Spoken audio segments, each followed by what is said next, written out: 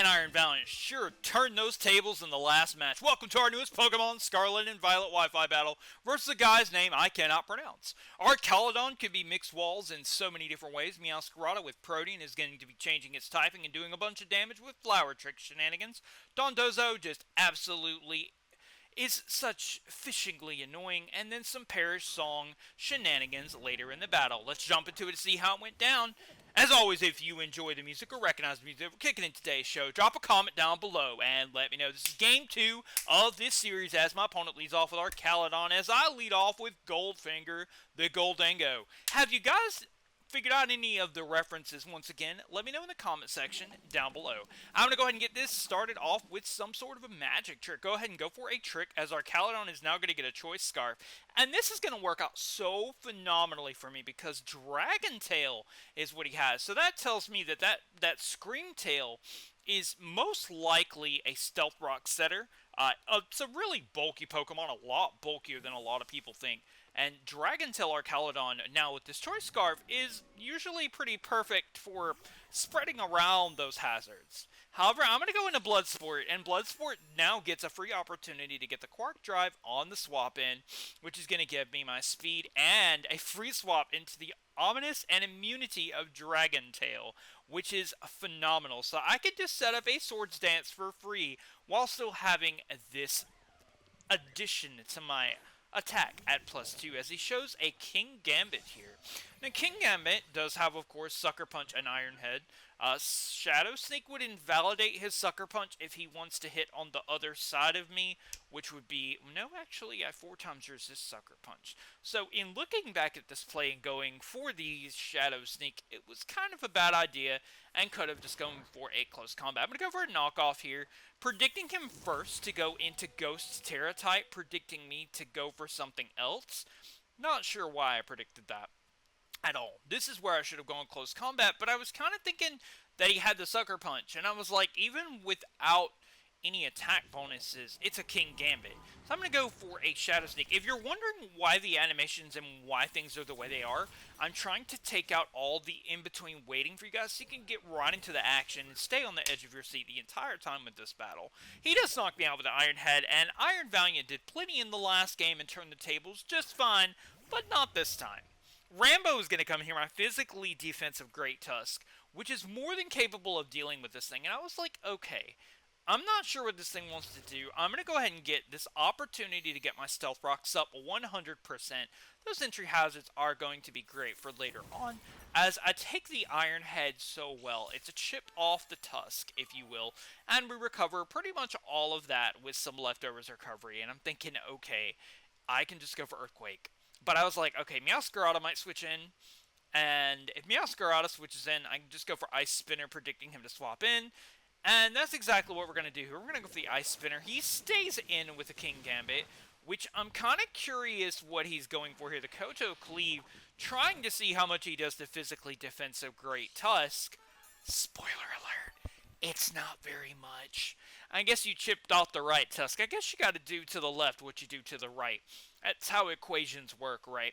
That being said, we're pretty much at full health, and I decide this thing is just going to get out of my way. Regardless of how it is set up with Defiant or Supreme Overlord, I'm just going to go ahead, shatter the ground and his hopes and dreams, whatever those were, and take out that threat, who is definitely not a threat at the current time. I thought he would swap in Meowscarada here, but in comes this fishingly annoying nuisance, the Dondozo. Now, coincidentally, it's a lot less frustrating to deal with when it's not paired with the Tatsugiri on the other side.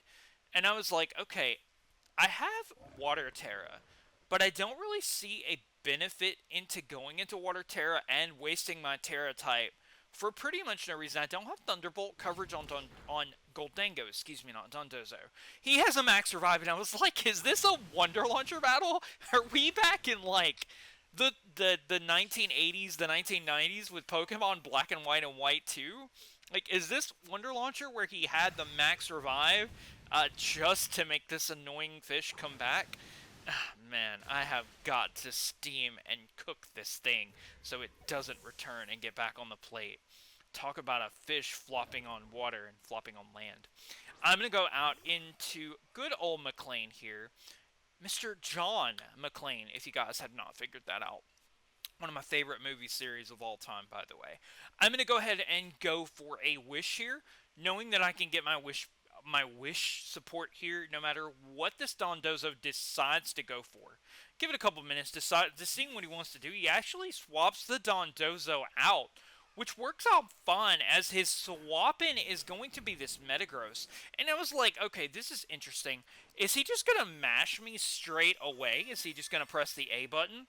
Because I'm going to be able to wish either way, and I was like, I'm not going to go Fairy. I just want to knock this thing off. Could also be a very dangerous idea. It could be like weakness policy or something like that. I don't see an item. He goes for a Hammer Arm, which flattens my little Kamala. Knock on wood. However, I live it on abysmal 0 HP, get my wish, and I'm back at about half HP, and I was like, okay. So Hammer Arm lowered your speed, and it is at this point that my brain was like, okay, I have Gholdengo, and it is almost time to pull the trigger here. But I do want to go for a Protect, and I was like, I thought that I didn't get my wish, and I missed the whole turn where I got my wish recovery. So I was like, I'm just going to go ahead and do that so that I can get back to full HP. So the Protect really didn't matter, and I guess this battle, in and of itself, is one turn longer than it actually necessarily needed to be. I'm going to go ahead and swap into Gholdengo here. Now, let's remember the turn previous before the previous turn, so the prior of the prior turn, he went for a Hammer Arm. Now, I'm very happy he decided to go for Meteor Mash on the switch. Meteor Mash or Hammer Arm were the two, possibly Zen Headbutt were the three moves I was thinking of him going for. But Gholdengo is not faster than Metagross. I studied my speed tiers before the battle. But that is because of that -1 speed that my opponent oh so coherently gave themselves by smashing the ground with their metallic appendage. So that gives me a chance to start what this battle is all about and get ready to pull the trigger with Gholdengo. This is what happens when you pull the trigger with Gholdengo. Remember I was talking about earlier in the match how Screamtail is so bulky and has the Stealth Rock, and then he has in the background that Archaludon to go for Dragon Tail? Get those stamina boosts and get those anti-hazards racking up with the Stealth Rocks. I was like, alright, this is where Stealth Rock is relevant.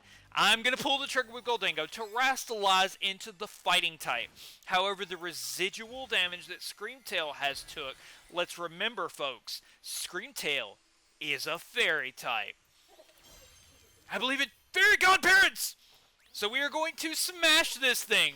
Make it rain.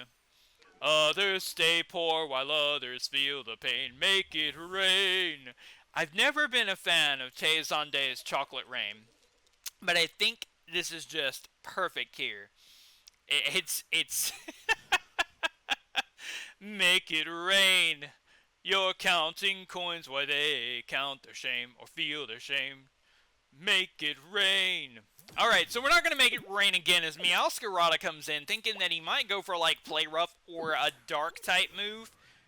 But we did Terastallize into fighting, so he's probably going to go for the Play Rough. And he can 4 times resist that Play Rough. Now, I do not see the Protean on the Switch. And now it's like, okay, so this Meowscarada is overgrown, which is very interesting. And I was like, okay, the only thing he can really swap in here is Dondozo. And remember how I just talked about cooking this fish so that he does not come back with that Wonder Launcher Max Revive? In he comes, he takes Stealth Rock damage, he gets skewered and cooked alive in the Magma Storm, which the residual damage of Magma Storm over the turns would have been plenty to knock him out. But we cook that fish. It's a fish fry, ladies and gentlemen. And that thing is gone. So now in comes the Archaludon. And there is only one way that I want this battle to go. I'm going into Gholdengo. I resist Dragon Tail. I resist pretty much everything else. I guess in hindsight he could go for Electro Shot, but that's a 2-turn charge move. I can definitely take a Dragon Pulse. Metal Burst is his attack, ladies and gentlemen. And let's remember we have Meowscarada in the back. And we also have the Archaludon. But it is time for Goldfinger to reveal himself as Scaramanga. I think what I'm going to start doing is as I go through these battles, I'm going to reveal through the battles what the references are, and by the time all of them are done, we'll be through all of the references and I'll show off the team. And I think too, I might also, I don't know how this will work, but I'd actually like to do a little Q&A or a team synopsis for these teams and really give them some personality and names and go over all of that and maybe go over the references there too. Anyway, I'm going to charge for a Kamehameha Spirit Bomb and pull the trigger with a Focus Blast. Super effective on the Meowscarada as it switches in. I missed my first one, but I get my second one on a Metal Burst that didn't matter because I wouldn't have taken any damage, and I didn't deal damage first, therefore Metal Burst doesn't do anything.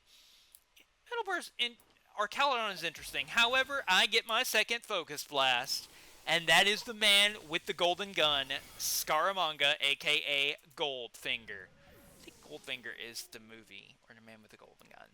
Anyways, I'll see you guys in the final battle of the series. That's 2 wins with this team. I look forward to Game 3 and to seeing you guys next time. Take care, power on, power off.